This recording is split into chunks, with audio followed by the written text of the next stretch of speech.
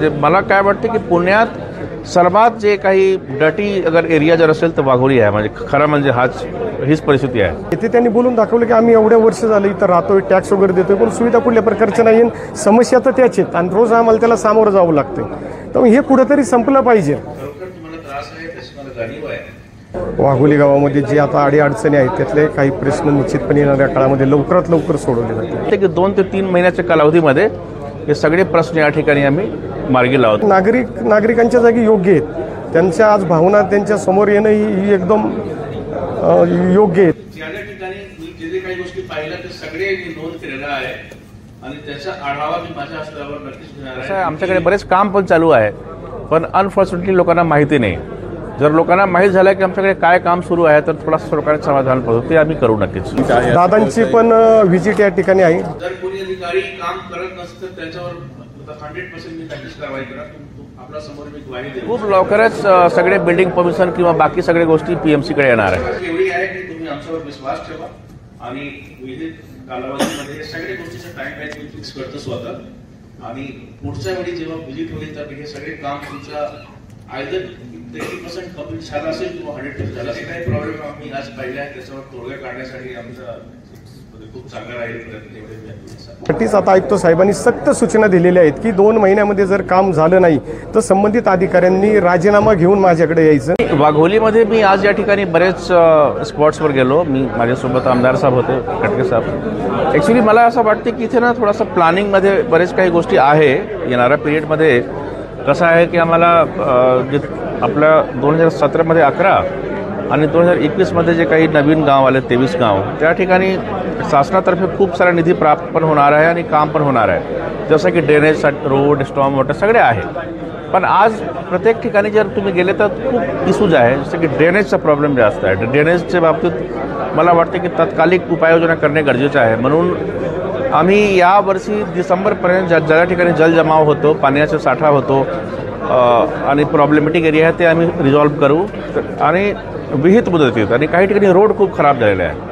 रोडसाठी आपण एकदम आवश्यक तरतूद करून विदिन 2 to 3 मंथ सगळे रोड आपण ठीक करू. ज्या ठिकाणी मी गेलो तसं नक्कीच मी आमदार साहेब. तसेच आपल्याकडे पाणी पुरवठ्याचा पण इश्यूज आहे ते आपण करतो आहे रिझॉल्व्ह. मेन प्रॉब्लेम आहे की सॅनिटेशनमध्ये इथे ना स्वच्छतामध्ये खूप म्हणजे मला काय वाटतं की पुण्यात सर्वात जे काही डटी अगर एरिया जर असेल तर वाघोली आहे. म्हणजे खरं म्हणजे हीच परिस्थिती आहे. तर इथे मेकॅनिकल सिस्टम आम्ही आणतो जेणेकरून हे क्रॉनिक स्पॉट्स कसे कमी करता येईल किंवा बाकी हे सगळे गोष्टी करता येईल. तर मला वाटतं की 2 ते 3 महिन्याच्या कालावधीमध्ये हे सगळे प्रश्न या ठिकाणी आम्ही मार्गी लावतो. आणि मला असं वाटत नाही की अधिकारी जे आहेत तो नागरिकांशी किंवा वरिष्ठ अधिकाऱ्यांशी संवाद साधत नाही किंवा ह्या गोष्टी आहेत त्यामुळे नाही ते बरोबर आहे. अधिकाऱ्यांना लोकांशी संवाद केला पाहिजे. मी आता ऑलरेडी आमचे DMC आहेत आणि बाकी सहाय्यक आयुक्त वगैरे हे सर्वांना मी सांगितलेलं आहे की आपण एक फोरम तयार करू. जनतेचा प्रश्न वगैरे ऐकून कसे आम्ही त्याच्यावर मार्ग काढू शकतो याच्यावर लोकांना सूचना द्यायला पाहिजे. कसं आहे आमच्याकडे बरेच काम पण चालू आहे,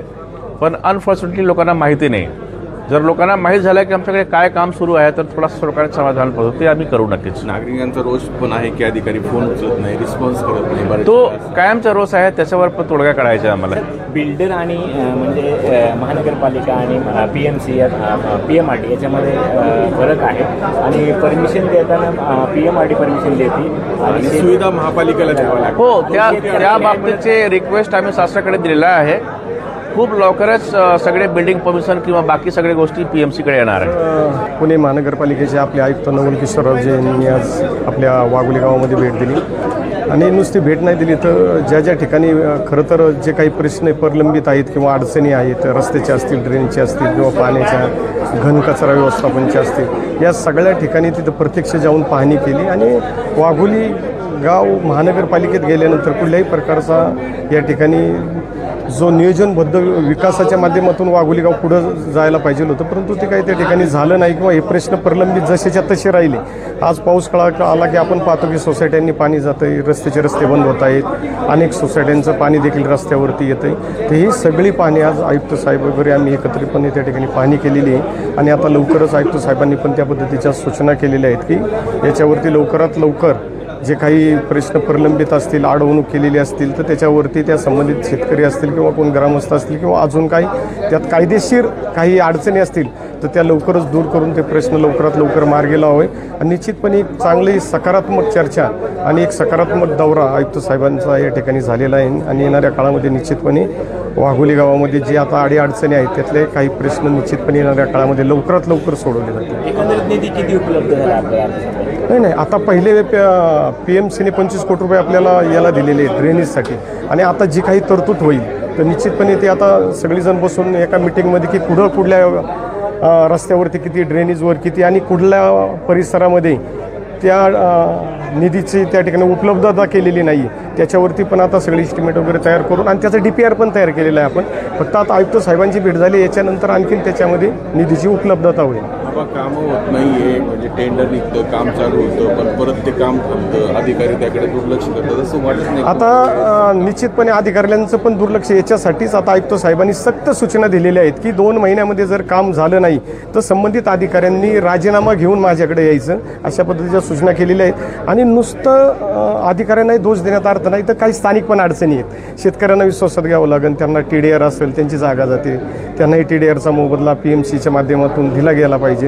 या सगळ्या गोष्टी आहेत की ज्याच्यामुळे थोडासा विलंब होतोय पण निश्चितपणे त्यात मार्ग निघून ही कामं लवकरात लवकर मार्गी लागते. 8-10 दिवसात उपमुख्यमंत्री पवार यांची पण व्हिजिट आहे, दादांची पण व्हिजिट या ठिकाणी आहे. ट्रॅफिकच्या संदर्भामध्ये आता आपण पाहतोय की आपलं जवळपास जो आपला 60 किलोमीटरचा फ्लायओव्हर आहे त्याचं देखील टेंडर पूर्ण झालेलं आहे आणि त्याची पूर्तता पण झालेली आहे. सर्व्हिसचं काम चालू झालेलं आहे, मेट्रो पण येते आणि हे 2 RP रोड जे नगर रोडला जे वाघोलीतले आपले 2 RP रोड आहेत तर आणि एक नदीकाठचा एक रोड लोगाव हे जे रोड आहेत महत्त्वाचे तर निश्चितपणे त्याच्यावरती देखील आपण पुणे महानगरपालिकेकडनं काम करतोय. मग IV estate, Bakur road, Kisan road, Rawalwadi त्या ठिकाणी फुलमाळा रोडवरती देखील आज पाणी केली. लोगाव रोड असेल, ओबळेनगरचा परिसर असेल, पलीकडे चोखेदानीचा परिसर असेल, या सगळ्याच विषयावरती आपण वेगवेगळ्या माध्यमातून वेगवेगळ्या यांचं कचऱ्याचा असू द्या, ड्रेनेजचा असू द्या, सगळ्यांचा DPR त्याची पाहणी झालेली आणि त्याच्यावर निधीच्या माध्यमातून तरतूद करून त्याच्यात पुढे जाता येईल सगळ्यांना. नागरिकांचा रोष अनुभवला तुम्ही आयुक्त म्हणून, नागरिकांनी गाडी अडवली काय म्हणजे नागरिकांची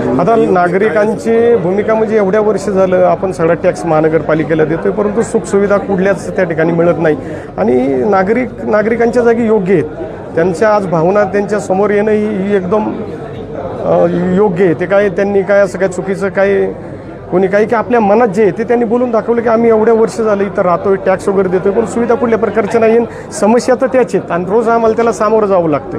तर हे कुठंतरी संपलं पाहिजे. याच्यासाठी निश्चितपणे त्यांनी आपल्या भावना त्या ठिकाणी व्यक्त केल्या.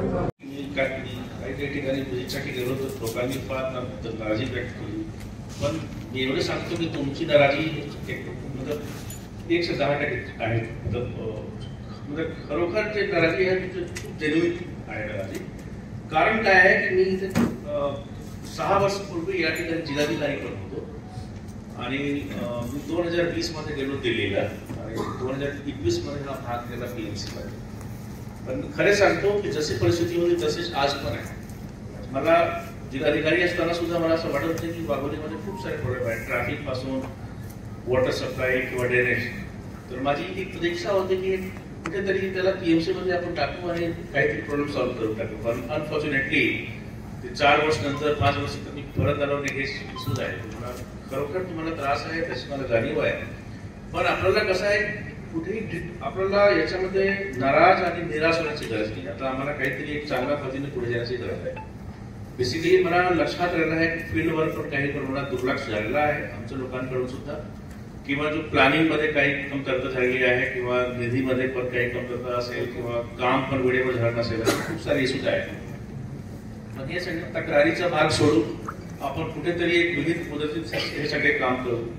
रोडच्या बाबतीत ड्रेनेज, पाणी पुरवठा, आरोग्य किंवा हे सगळे इश्यूज प्रचंड प्रमाणात प्रॉब्लेम्स आहेत.